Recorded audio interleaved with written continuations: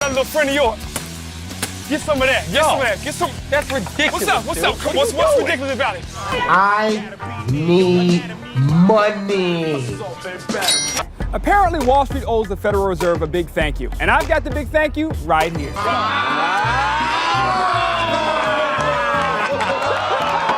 ready to go? Go ahead, Wesley Snipes. Get it. Okay. My bad, Wes. Back up a little bit. This one was snacks. Like, you'll be at the refrigerator and you'll say, hey, do you want anything before I come back and sit down on the couch and watch this movie with you? No, I'm okay, I'm alright, I'm okay, cool. As soon as you sit down, you got Bountiful Plenty, Super Feast. She's over there picking in your shit like, what's this? Let me get some of that. Every girl does that. Everyone does that, though. But I was just at the refrigerator. What happens when you become too famous to do the one job you were hired to do? When the very face that made you a star becomes the reason entire productions can't use you anymore? When Hollywood sees you not as a tool, but as a threat to the prank? Al Shearer lived that nightmare. And the truth behind it is even crazier than anything he ever did on camera. But before we get to the day Ashton Kutcher had to bench him because celebrities kept recognizing him too quickly. Before we talk about the prank that cost nearly $400,000 to set up and was blown in 5 seconds because someone yelled, "Hits from the streets" across a parking lot. You need to understand the man behind the chaos. Al Shearer wasn't built for a regular career. He says it himself. I wasn't born, I was hatched, dropped from a spacecraft. They left me here by mistake. And honestly, that tracks. Born July 20th, 1975 in the Bronx, New York, Al didn't grow up imagining red carpets or Hollywood sets. But entertainment was already orbiting him. He jokes that acting was coded into his DNA, like a glitch in the system that the universe forgot to fix. He was good at basketball too. The height, the athleticism, the presence, but he hated practice. That's just whack, he said. Basketball required discipline. Acting required freedom. Al chose freedom. He moved into broadcast journalism at Howard University, but not because he dreamed of being the next Lester Holt. He liked being on camera, but not reading scripts. Journalism was his loophole, his backstage pass to film work that didn't exist at Howard yet. He majored in journalism, minored in theater, and spent most of his time looking for cameras to stand in front of. His first entertainment job wasn't acting, it was radio. Radio gave him comfort with a microphone. It sharpened his timing. It taught him how to control a room without being seen. Then came BET's Teen Summit, where he worked as a correspondent. On-screen confidence sharpened, jokes got quicker, the personality started taking shape, and then came the break that would change his entire life. I've always wanted to act. Just entertaining is in my blood, it's just in my DNA. I'm to think about it, it's just who I am. It happened because of one phone call from his friend Bianca Barnes in the mid-1990s. Stephen Hill, a major BET executive fresh from MTV, was hunting for new VJs. Bianca told Al. Al didn't think twice. He didn't wait for an appointment. He ran straight into Stephen Hill's office in the middle of a meeting. "You looking for VJs?" he asked, uninvited. Hill looked up, stunned. "Are you funny?" Al didn't blink. "Hell yeah." Hill gave him a challenge. "Put it on film. Bring it back. If it's funny, you don't need to come back. If it's not, don't ever come back." Al shot something on Monday, brought it in Wednesday, got a call, Friday. "Have a great 4th of July weekend. Your life is about to change." From that moment, Hits from the Streets was born. A cultural earthquake delivered by a skinny, high-energy, unpredictable street comedian who walked around with a camera crew and ambushed regular people with jokes. That title, Hits from the Streets, came directly from Al during that very first meeting. He pitched it, they loved it, they locked it in. And for years, he became the face of BET's street culture. People screamed when they saw him. Crowds formed around him, hotel lobbies froze, fans yelled BET from across parking lots. And while all of this was life-changing, it directly caused the biggest problem he would ever face. But before that Hollywood nightmare fully hit, Al landed a role in the stoner comedy classic How High, 2001, starring Method Man and Redman. And the stories from that set alone could fill an entire documentary. Most productions use prop weed, gutted cigars, herb substitutes, blanks, red, and meth, absolutely not. When studio executives walked by, the crew sprayed air freshener and tried to look innocent. The moment the suits left, back to the real thing. They smoked real cannabis in nearly every scene. Redman surprised Al the most, effortlessly funny without trying. Method Man was focused, but Redman was a walking comedy laboratory. How High became a cult classic, but it didn't unlock the Hollywood A-list for Al. Comedy did, again, because in 2003, MTV launched a new chaos project hosted by a rising young star named Ashton Kutcher. The show punked, The goal? Destroy celebrities' sanity using elaborate pranks. The secret weapon? Al Shearer. Celebrities trusted him instantly. He blended into any environment. He sold every prank with a straight face. He was unstoppable until his success stopped him. It happened in San Diego. A woman recognized him at a hotel check-in counter and started screaming about BET. His producer froze. In that moment, everything changed. You're benched. We can't use you anymore. Not because he failed, but because he'd become too famous to function. The logic was brutal, but unbreakable. Punked pranks cost anywhere between $50,000 and $400,000 to execute. One wrong move, one suspicious glance, one person yelling hits from the streets, from across a parking lot, and the entire setup collapses. Producers couldn't risk it. Celebrities spotted Al the moment he walked in. They knew the face, they knew the energy, they knew the style. And the second they recognized him, they knew one thing for certain. A prank was about to happen. Ashton Kutcher pulled him aside and said it clearly.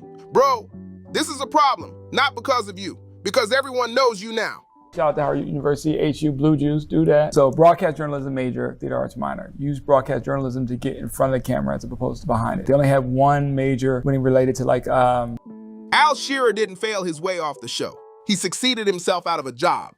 But here's the part that shows exactly who Ashton Kutcher is as a person. He never tried to hide Al, never suggested disguises, wigs, fake mustaches, prosthetics, or background roles. He wanted the world to know who Al Shearer was, even if it hurt the production. Most executives would have shoved him into a mask and kept the machine running.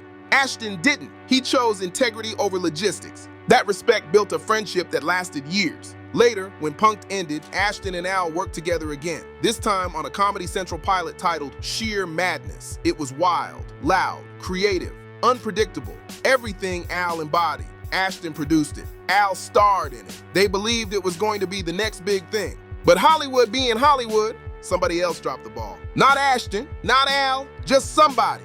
Al jokes that it's a story for another book, another time, another chapter. But the disappointment in his voice says everything you need to know about how close that show came to becoming reality.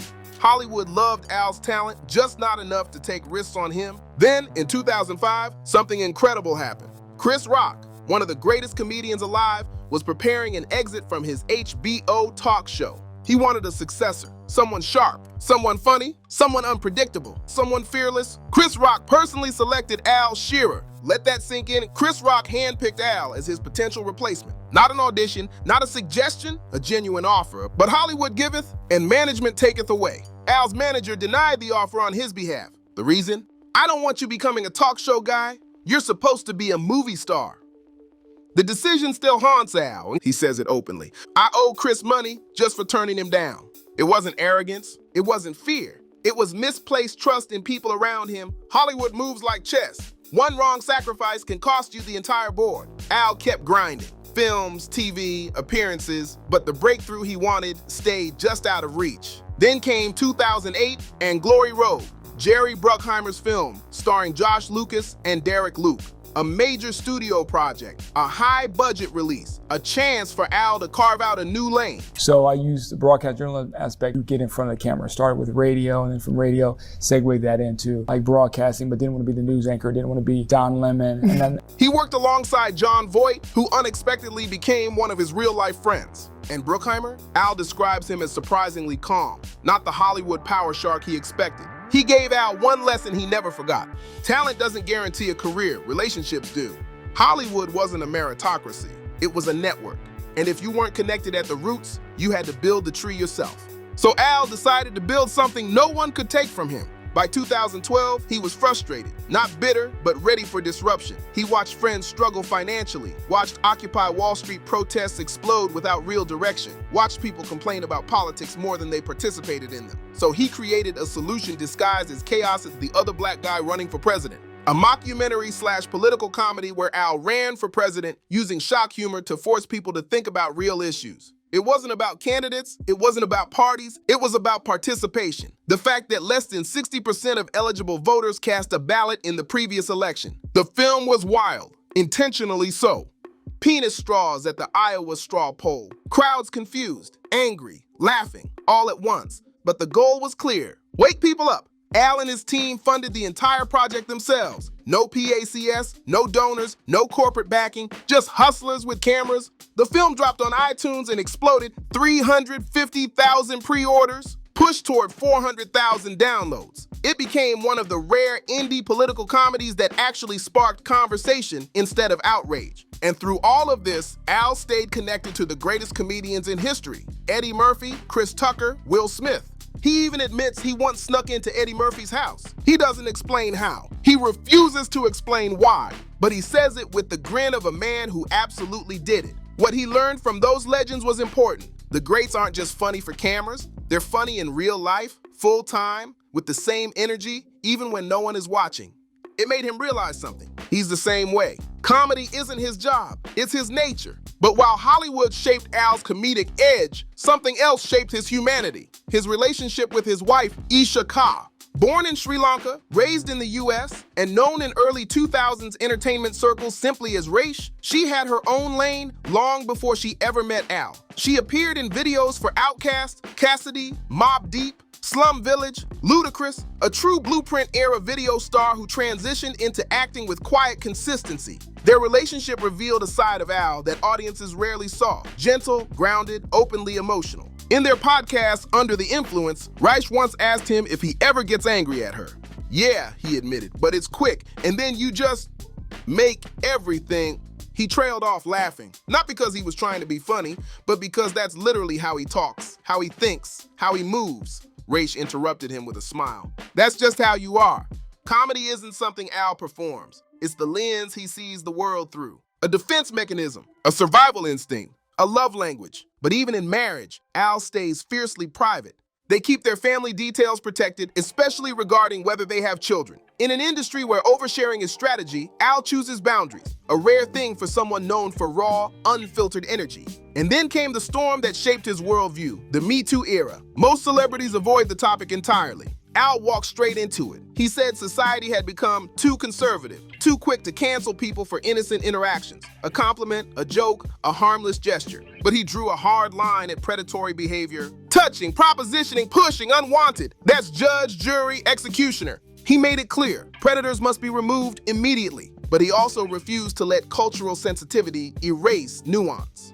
"You should know when something crosses the line," he said. And then he said something many were afraid to admit. Women had been ignored, silenced, mistreated in Hollywood for decades, and their rise was long overdue.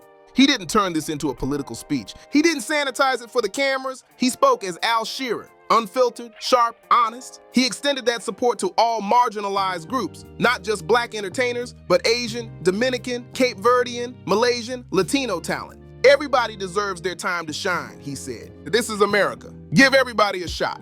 This wasn't branding. This wasn't corporate-friendly diversity talk. This was a man who built his entire career on being underestimated and refusing to let the door close behind him. But even with his values, his talent, his relationships, Hollywood still frustrated him. Not because he lacked opportunity, but because the industry was addicted to repetition. The same actors with the same faces, with the same formulas. Studios didn't want risk. They wanted familiarity.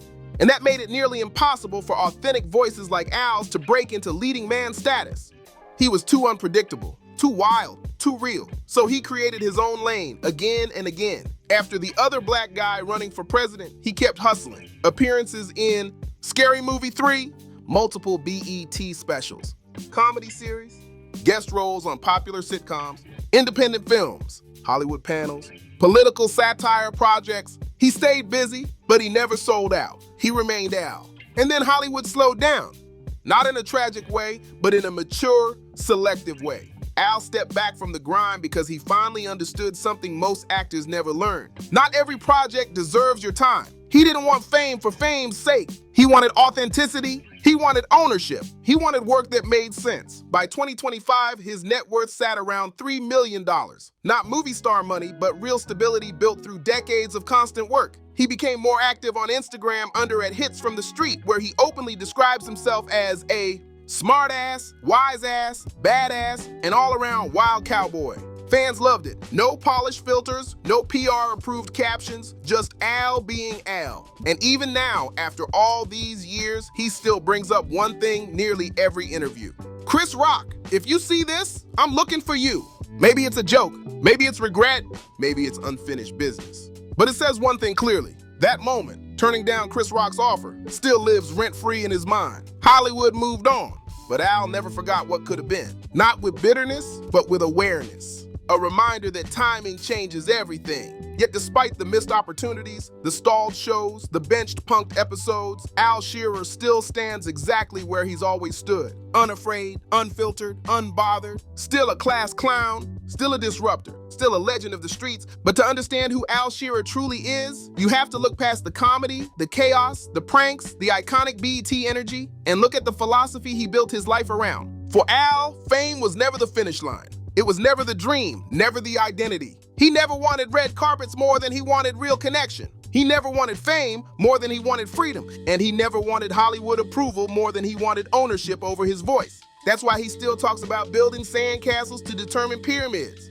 People laugh at the phrase, but it's the rawest metaphor he's ever used. It means he's experimenting, testing, creating without fear, trying new ideas, new formats, new projects, knowing some will wash away, but a few will build the foundation for something monumental. That's how he approaches the industry now. Not as a desperate grind, not as a rat race, but as creative archaeology. Digging, shaping, rebuilding. And even though Hollywood didn't give him the superstar ascension many expected, Al Shearer built something far more meaningful, a career on his own terms. He never became the lead of a blockbuster franchise. He never became the talk show king his manager wanted him to be. He never fully transitioned into dramatic acting like some execs hoped. Instead, he became something harder to achieve, a cultural memory, a recognizable face, a voice etched into a generation. A performer who made millions laugh without ever trying to be anyone else. Decades after hits from the streets, people still shout his name in public. Decades after Punk'd, people still tell him they watched him prank their favorite celebrity. Decades after How High, people still quote his scenes. He didn't chase a legacy, he accidentally built one. And here's the part most people overlook. Al Shearer's impact didn't end with comedy. It extended into activism, representation, political engagement, and community. Through his mockumentaries, podcasts, interviews, and commentary, he pushed people to think, vote, speak up, break cycles, and question systems. Not through lectures, but through laughter. He became a Trojan horse for social change. The message hidden in the joke, the truth tucked behind the punchline. And while other entertainers sacrificed authenticity for accessibility, Al refused to dim his personality. He never filtered his humor, never softened his tone, never disguised his perspective. He watched Hollywood trends come and go, and never tried to fit into any of them. Now, at 47 years old, Al is in a place most actors never reach: peace. He works when he wants. He chooses projects that match his energy. He spends more time building his brand than chasing validation. He protects his family and his private life. He uses social media to stay connected, not to perform. And yes, he's still calling for Chris Rock. Every interview, every podcast, every appearance. Chris, if you see this, man, I'm still looking for you.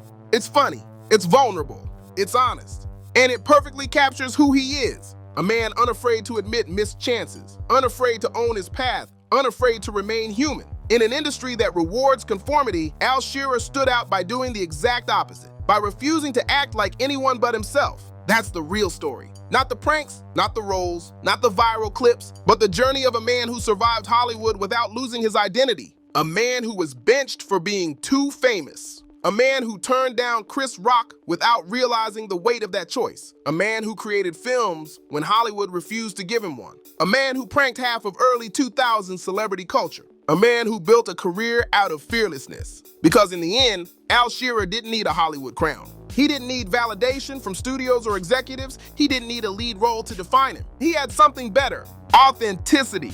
The kind that can't be manufactured, the kind that can't be managed, the kind that can't be canceled, the kind that lasts. Al Shearer isn't done, not even close. He's still building, still dreaming, still laughing, still shouting into the universe with a voice that refuses to fade. And somewhere out there, in a comedy club, on a podcast stage, in a studio, or walking the streets where his legacy began, one truth remains clearer than ever. Hollywood didn't shape Al Shearer. Al Shearer shaped himself. If you enjoyed this deep dive into Al Shearer's unbelievable Hollywood journey, make sure to hit that like button, subscribe to the channel, and turn on notifications so you never miss the next story. Drop a comment below and tell us, what surprised you the most about Al's journey, and who should we cover next? Your support helps us keep uncovering the stories that need to be told.